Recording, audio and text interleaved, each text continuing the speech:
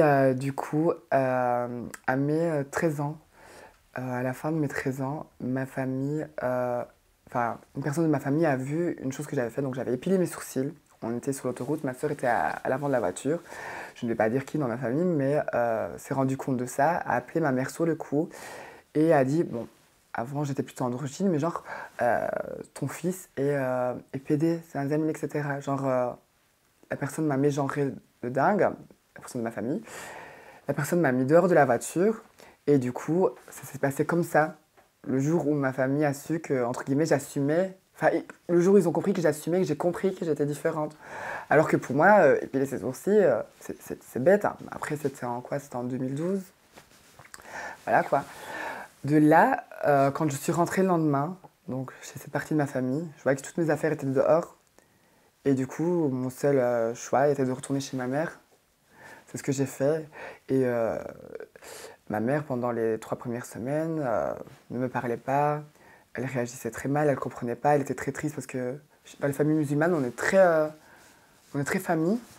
Et, euh, et du coup, ben, elle a réagi comme eux. Et de mes 13 ans jusqu'à mes 14 ans, enfin vraiment les derniers mois de mes 13 ans, j'ai vécu chez ma demi-sœur jusqu'à ce que je déménage dans un garage. Et voilà.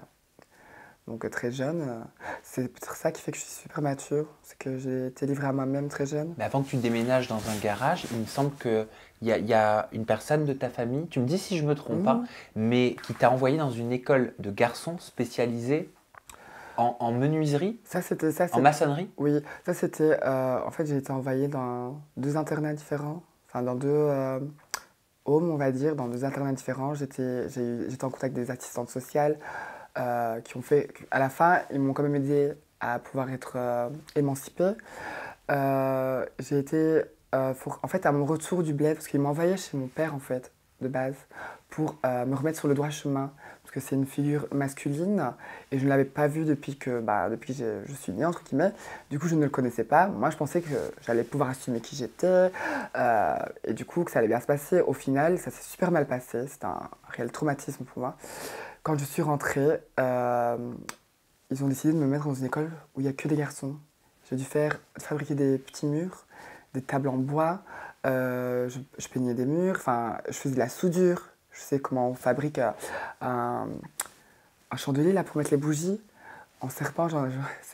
J'étais douée, hein, parce que j'étais obligée de faire ça, mais sinon, j'étais obligée de faire ça. Alors que ça ne me ressemblait pas du tout et je me faisais frapper presque tous les jours parce que je me tenais d'une certaine manière. Je disais que j'aimais certaines choses. Par exemple, j'aimais Anna Montana, etc., des trucs du style. Du coup, bah, je me faisais frapper. C'était horrible. C'était horrible. Vraiment, c'était.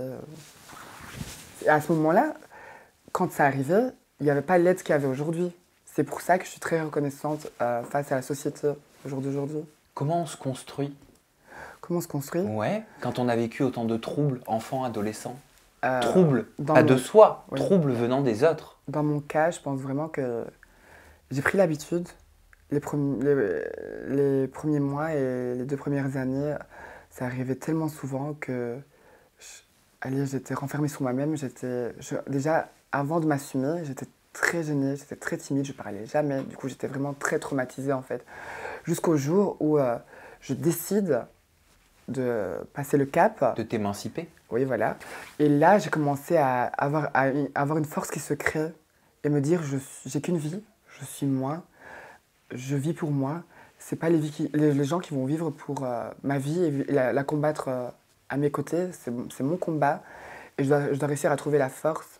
Du coup, j'ai préféré ne jamais réagir à chaque fois parce que je sais qu'un jour, ça n'arrivera peut-être plus. C'est ce que je me suis toujours dit. Et de fil en aiguille, je suis devenue ce que je suis et je ne regrette pas vraiment.